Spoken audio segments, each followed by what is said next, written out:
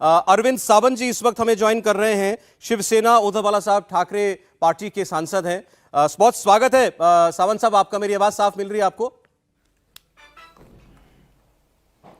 जय हिंद, नमस्कार जी। बहुत नमस्कार आपको सर। अब देखिए, महाराष्ट्र में जो कुछ चल रहा है, पहले तो उस पर मैं आपकी प्रतिक्रिया जानना चाहता हूं।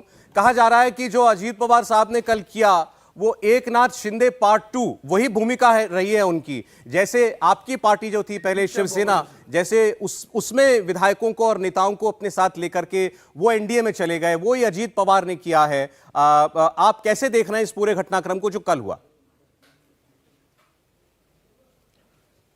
पहली बात ऐसे कि आदरणीय प्रधानमंत्री जी ने 2-3 दिन पहले एक बयान दिया और भरी सभा में उन्होंने कहा कि राष्ट्र में एक national party NCP, national Congress party, ये पार्टी भी पूरी भ्रष्टाचार से डूबी हुई है।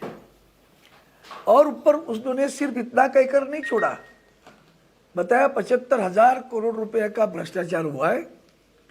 फिर कहा सिंचाई प्रकल्प में हुआ है। फिर कहा महाराष्ट्र की जो शिखर बैंक है उसमें हुआ है। यह सब कहने के बाद में तुरंत 2 दिन के अंदर राष्ट्रवादी के माननीय अजीत पवार साहब के साथ में सभी, कुछ संख्या तो इस वक्त पता नहीं है, तो सभी गए वहां। अब यही तो दोनों में फर्क है थोड़ा सा। वहां गए तुरंत, आज कल उनकी मंत्री पद दे दिया गया, शपथ ग्रहण हुआ, 9 लोगों को शपथ ग्रहण कर दिया। इसका मतलब यह है कि माननीय सर्वोच्च न्यायालय ने जो निर्णय दिया था उस निर्णय के मुताबिक महाराष्ट्र में जो सरकार आज कार्यरत है वो असंवैधानिक है। महामहिम राज्यपाल के ऊपर भी उन्होंने जो स्ट्रिक्शंस पास किए हैं माननीय सर्वोच्च न्यायालय ने, वो बहुत गंभीर है। सच पूछो तो महामहिम राष्ट्रपति उसकी गंभीरता से दखल लेनी चाहिए, न कि दखल अंदाज करना चाहिए। जी ठीक है, आपने हटाया, लेकिन जो किया उन्होंने पाप, वो तो उन्होंने बोल दिया है। ऐसी स्थिति में इस सरकार पर जो निर्णय माननीय सर्वोच्च न्यायालय ने दिया उसमें सीधे सीधे बताया सब कुछ हुआ वो असंवैधानिक हुआ है। फिर भी निर्णय कौन लेगा? तो उन्होंने कहा महाराष्ट्र विधानसभा के अध्यक्ष इनको पात्र या अपात्र करने का निर्णय ले लेंगे, रिजनेबल टाइम में लेंगे, मतलब 3 महीने के अंदर लेना है। इसका मतलब क्या है? इसका मतलब यह है कि इनके ऊपर कार्रवाई हो चुकी है। घोषित मैं नहीं करूंगा, घोषित विधानसभा के अध्यक्ष करेंगे, क्योंकि उन्होंने उस संस्था का सम्मान रखा, संविधान के तहत सम्मान रखा। ये माननीय सर्वोच्च न्यायालय ने किया। और वही सरकार की सारी संस्थाओं के सम्मान नहीं रखते, उनको तो गुलाम जैसे इस्तेमाल कर रही है जी। अब इसको लेकर जो कार्रवाई करनी है विधानसभा के अध्यक्ष को, उस कार्रवाई में ये सारे विधानसभा के जो शिंदे सर के साथ में गए हुए सदस्य है वो सभी अपात्र घोषित किए जाएंगे। अब पहले 16 हो जाएंगे। अब अपात्र होने के बाद में सरकार गिर जाएगी, तो उसको कैसे रखे, उसको सरकार को कैसे बचाएं, यह सोचकर प्रधानमंत्री ने इल्जाम लगाया। इल्जाम लगाने के बाद अंदर आ गए, आंकड़ा बन गया, अब सरकार बच गई। ठीक। भारतीय जनता पार्टी सत्ता के बिना जी नहीं सकती है, किसी भी हालत में। कुछ भी करे, उल्टा सीधा, कानूनन, असंवैधानिक, संवैधानिक, जो भी है करो, लेकिन सत्ता पे आ जाओ। ये जो तरीका है ना, जो गोवा में अपनाया था, राजस्थान में अपनाया था, मध्य प्रदेश में अपनाया था। सावंत साहब, आप ये कह रहे हैं कि शिवसेना के जितने नेता गए थे एनडीए में, मुख्यमंत्री एकनाथ शिंदे समेत, वो सब आप बाद में डिस्क्वालीफाई होने वाले हैं, इसीलिए सरकार को बचाने के लिए एनसीपी के लोगों को लाया गया है? सिंपल। और दूसरी बात है, कल आपने ईडी का इल्जाम लगाया जी। ये हसन मुश्रीफ साहब के घर में 8 दिन 15 दिन पहले ईडी ने रेड डाली। यही किरीट सोमैया जी इनके सबके ऊपर इल्जाम लगा रहे हैं ना, अजित पवार साहब से लेकर सभी के ऊपर। सभी आज मंत्री पद हो गए। छगन भुजबल साहब तो जेल में थे। अब ये एकनाथ शिंदे से लेकर उनके गुट में भी जो बचे गए हैं उनके ऊपर भी ईडी की कार्रवाई हुई है ना। सभी उधर है। लॉन्ड्री है ना भैया भारतीय जनता पार्टी। हमारे पास आओ तो देशभक्त, वहां जाओ तो देशद्रोही। हमारे पास आओ तो आप पुण्यवान, वहां जाओ तो भ्रष्टाचारी। ये जो तरीका है ना, इस देश के लिए बहुत ही बहुत ही गलत तरीका अपना रहे। ये बात तो चले इसकी सावंत वजह साहब, से ये तो एक बात है कि किस पर क्या आरोप थे और प्रधानमंत्री ने उन पर न्यू पे, भ्रष्टाचार का इल्जाम DSK लगाया, तब भी संविधान उनको ले के लिया। न्यू पे अपने एक चीज लेकिन जो आपकी बात से निकल करके आई, आप ये कह रहे हैं कि शिवसेना के जितने लोग गए थे पहले एनडीए में, वो लोग तो अपात्र हैं, वो लोग तो डिस्क्वालीफाई होंगे, आपका ये मानना है। लेकिन ये जो अब एनसीपी से आए हैं, इसका मतलब ये कानूनन तौर पर सही है, इनके जाने में कोई अड़चन तो नहीं ना? नहीं, ये भी लड़ाई वैसी चलेगी। अभी देखो, ये भी लड़ाई वैसी ही चलेगी, लेकिन इसके ऊपर तुरंत कार्रवाई नहीं हो सकती ना। हमारा तो हमें भी 1 बरस लड़ना पड़ रहा है ना भैया जी। 1 बरस, करीबन 1 बरस लड़ने के बाद में इलेक्शन कमीशन ने निर्णय दिया। वो इलेक्शन कमीशन तो पूरा पूरा बिका हुआ इलेक्शन कमीशन है, गुलाम है, इस शब्द में कहता हूं मैं। 40 विधायक गए तो पार्टी गई, पार्टी का नाम लिया, चुनाव चिन्ह लिया। भाई आप पार्टी का नाम कैसे ले सकते हैं? छोड़ो, इस बहस में बाद में कभी बात करूंगा। नहीं छोड़े, मैं तो इसलिए मैं आज की बात कर रहा हूं। दो बातें मैं आपको बोल रहा हूं। देखिए, एक तो शरद पवार जी ने ये कह दिया मैं कोर्ट नहीं जाऊंगा। शरद पवार साहब ने कल साफ कहा मैं अदालत नहीं जाऊंगा, मैं जनता के बीच में जाऊंगा। तो वो तो कानूनी लड़ाई लड़ने नहीं चाहते।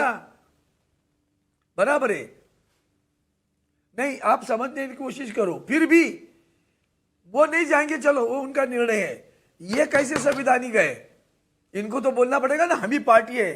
तो जब हम ही पार्टी है कहने के लिए वो जाना पड़ेगा उधर, इलेक्शन कमीशन के पास जाएंगे, फिर कहेंगे इनके साथ इतने विधायक है करके ये पार्टी, क्योंकि हमारे बारे में उन्होंने निर्णय दिया है, तो इलेक्शन कमीशन को यही निर्णय हासिल करना पड़ेगा। एक फर्क है सावंत साहब, वही निर्णय शिवसेना के साथ जो हुआ और जो एनसीपी में हुआ उसमें एक अंतर है। ये खुद भी कुछ भी कहे, एक अंतर यह है कि इसमें जो पार्टी के कार्यकारी अध्यक्ष हैं, वर्किंग प्रेसिडेंट प्रफुल्ल पटेल, वो कह रहे हैं कि मैंने फैसला लिया है, मैं पार्टी का वर्किंग प्रेसिडेंट हूं, मैंने प्रेसिडेंट के तौर पर यह फैसला लिया है कि हम एनडीए में जा रहे हैं, हम महाविकास आघाड़ी छोड़ रहे हैं। दूसरा, आपके मामले में विप को लेकर के ये पेच था कि विप कौन है, किसकी विप मानी जाएगी। यहां पर तो जो विप था, चीफ विप थे, वो भी उधर चले गए, इसीलिए वो कह रहे हैं पार्टी हम है।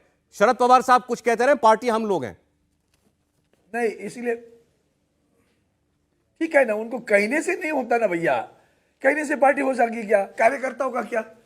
वही तो मैं कह रहा हूं ना, सिर्फ विधायक गए करके पार्टी गई, वो कुछ भी कहेंगे। वो सबसे बड़ी बात है कि शरद पवार, अभी मैं उनकी वकालत करना सीख नहीं है, पवार साहब ने जब उनकी मीटिंग हुई तो 2 लोगों को नियुक्त किया, नॉमिनेटेड। पवार साहब has nominated him as a working president along with his daughter. और उसके बाद में उन्होंने जो सुनील तटकरे, उनको भी नॉमिनेट किया जनरल सेक्रेटरी करके। वो दोनों नॉमिनेटेड है, और दोनों नॉमिनेटेड होने के बावजूद जब होते हैं तो उनके बारे में निर्णय लेने का अधिकार पार्टी के अध्यक्ष को है। पार्टी का अध्यक्ष कौन है वो तो पूछो उनको पूछो ना भैया, पार्टी के अध्यक्ष कौन है आपके?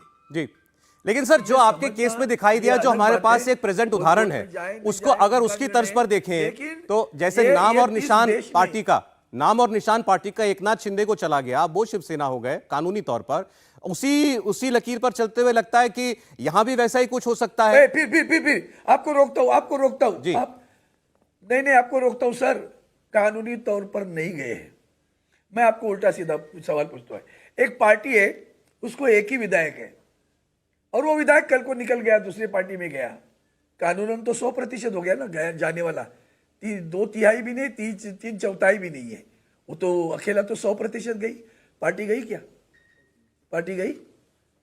पार्टी वही रहेगी ना। है आपके पास जवाब इसका? सर मैं तो जो फैसला आया इलेक्शन कमीशन का उसकी बात कर रहा हूं। बोला इलेक्शन कमीशन बिका हुआ है, गुलाम है। मैं 10 बार बोलूंगा, डरता नहीं है इतनी। अगर वो था तो इलेक्शन कमीशन ने हमारे पास से एक्टिव मेंबर्स की पर्ची क्यों मांगी, डिटेल क्यों मांगी, सूची क्यों मांगी? वो दे दी हमने। एफिडेविट मांगे, सूची नहीं मांगी, एफिडेविट मांगे हमने। 4 लाख तक वो एफिडेविट दिए। फिर कहा मेंबरशिप का फॉर्म भरिए, भरा तो उन्होंने कहा नहीं, मैं हम लोग प्रोफर्मा दे रहे आपको, उस प्रोफर्मे के तहत फॉर्म भरिए। 20 लाख के ऊपर वो फॉर्म गए, तो उसका क्या हो गया भैया? ये मांगा तो किसने था? इलेक्शन कमीशन ने मांगा था ना जी। पदाधिकारियों के एफिडेविट दे दिए, बाकी सबका मेंबरशिप का फॉर्म भरवा दिया।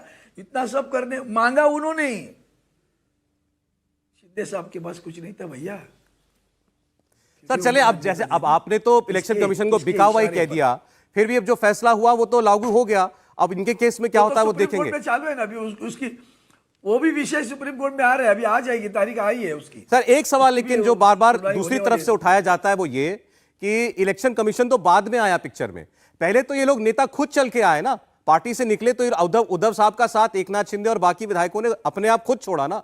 ऐसे अजीत पवार ने और प्रफुल्ल पटेल ने, बाकी लोगों ने खुद शरद पवार साहब का साथ छोड़ा। मतलब वहां कुछ कमी थी तब तो ये निकले।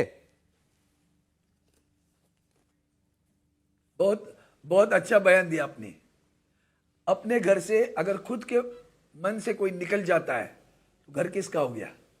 जो निकल गया उसका। वो तो आश्रय के लिए कहाँ गए? सूरत में आश्रय के लिए गए, गुजरात में आश्रय में गए, गुवाहाटी में गए, वहाँ गोवा में गए। किसका राज्य है भाई? वहाँ कौन सी सरकार है वहाँ? अभी ये बहस का समय अगर दे दोगे तो पूरा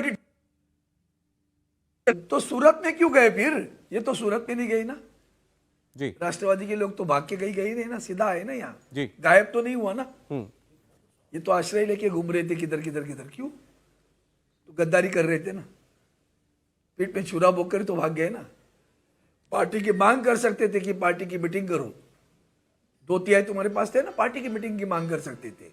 और पार्टी की मीटिंग में कह सकते थे कि भाई अध्यक्ष जी हमें इसमें चेंज चाहिए। किया आपने? नहीं किया ना, भाग गए आप। यही तो बोलो कानूनन वो एकदम भाई, उसके ऊपर माननीय सर्वोच्च न्यायालय ने बहुत बहुत गंभीर स्ट्रिक्चर्स मारे हुए हैं साहब। इसलिए कहता हूं कि इसका दोनों की तुलना नहीं हो सकती। अब रही बात राष्ट्रवादी पार्टी के लिए, माननीय शरद पवार साहब है, वो लड़ेंगे, ले कोर्ट में लड़ेंगे, जनता के दरबार में लड़ेंगे।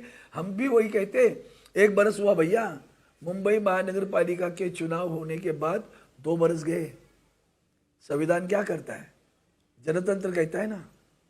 तो जनतंत्र अगर संविधानिक रूप से आप वहां लोकसभा में बैठे हो जी, मंत्री बने हो, सांसद हम बने हुए हैं, तो अगर कोई चुनकर नहीं गया और फिर सिर्फ वहां का चीफ सेक्रेटरी काम करता रहा देश में, तो संविधान जिंदा है। ठीक। जनतंत्र चलिए ये कहाँ तो सब है? करने दो ना ये लोकसभा सारी में। बातें चलिए आपने कहा सेक्रेटरी, कानूनी चीफ तौर सेक्रेटरी पर काम सुप्रीम करेगा। कोर्ट में देखी सभी जाएगी। डिपार्टमेंट के सेक्रेटरी काम करेंगे ना। जी। क्या जरूरत है सरकार की? केंद्र सरकार की जरूरत क्या है भाई? चीफ सेक्रेटरी काम करेगा, सब सेक्रेटरी काम करेंगे अपने सावंत साहब, इतना डिपार्टमेंट तो आप में। मानते हैं ना, चलें ठीक, आपके जो भी तर्क हैं उनके बावजूद इतना आप मानते हैं कि चुनावी दृष्टि से आगे महाराष्ट्र में चुनाव होना है, लोकसभा का, विधानसभा का। अब शिंदे साहब के जाने के बाद और अब अजीत पवार साहब के जाने के बाद विपक्ष कमजोर हुआ है, एनडीए मजबूत हुआ है। यही आपका दुर्भाग्य है कि आपको ऐसा कहना पड़ता है। किसी ने बोला वो गाय से कहो।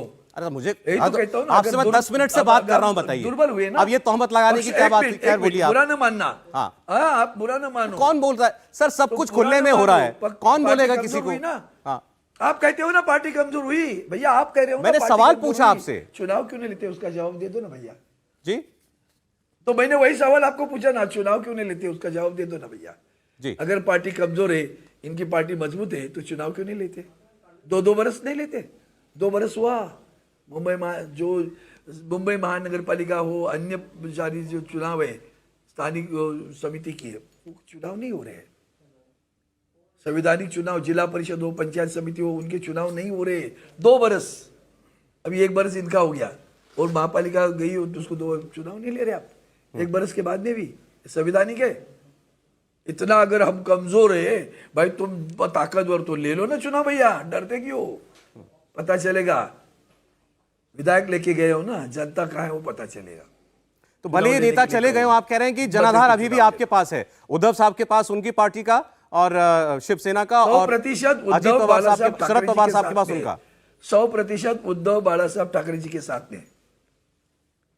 और आज चुनाव हो जाए तो महाविकास आघाड़ी जैसे पहले थी आज भी उसी ताकत से लड़ेगी। हाँ, उसमें क्या है, कोई दिक्कत नहीं है, कोई दिक्कत नहीं है। वही तो हम कह रहे हैं ना भैया, दूध का दूध, पानी का पानी हो जाएगा। अच्छा सर, एक सवाल का जवाब और दे तमाशा दीजिए। मारने के बाद प्रफुल्ल पटेल ने ये कहा, हमारे सामने प्रकाश नहीं आ रहा जी। है, तुम्हारे राज्यपाल को जाना पड़ा। संविधान के तहत माननीय सर्वोच्च न्यायालय ने तमाचा मारने के बाद में राज्यपाल को जाना पड़ा है, जाना पड़ा है, समझे आप। सर प्रफुल्ल पटेल ये कह रहे हैं कि विपक्ष की जो बैठक हुई, संयुक्त विपक्ष की पटना में जो मीटिंग हुई थी, वो उसमें थे। उन्होंने कहा मैंने देखा कि वहां पर विपक्ष, बहुत सारे लोग एक दूसरे पर इल्जाम लगा रहे थे, अलग अलग बातें कर रहे थे, तो विपक्ष की एकता का कुछ नहीं हो सकता, मैंने वहां जाकर के देखा। और दूसरी बात उन्होंने ये कही कि ये राहुल गांधी को बढ़ा करके सब लोग आगे करना चाहते हैं। शरद पवार साहब जैसा सीनियर लीडर होने के बावजूद राहुल गांधी के पीछे कैसे चल सकता है, इसलिए हमने फैसला किया कि हम लोग इस गठबंधन में नहीं रह सकते। क्यों नहीं डट के, चलो क्यों नहीं डट के खड़े रहे शरद पवार साहब के साथ में? फिर कहना था ना, किसने मुंह रोका था कि आपको कहने के लिए? कहना था कि भैया देश के सर्वोच्च अनुभवी नेता है माननीय शरद पवार साहब है, हम सब मिलकर शरद पवार साहब के पीछे खड़े रहेंगे। वो वहां नहीं कहते, वहां इनके पास जाने के बाद कहते। इसके बीच में भी नहीं कहा कभी, सुना आपने? सुना क्या इसके बीच में? पटना की मीटिंग और कल की पार्टी भारतीय जनता पार्टी के साथ जाने तक प्रफुल्ल पटेल साहब ने ये बयान कभी दिया? आज दे रहे ना, मतलब समझ जाओ ना। ठीक, सावंत साहब बहुत शुक्रिया, आपने समय दिया हमें, बहुत धन्यवाद। इंडिया टीवी हर वक्त हर जगह डाउनलोड करने के लिए सर्च करें India TV news Google play store या ऐप स्टोर पर।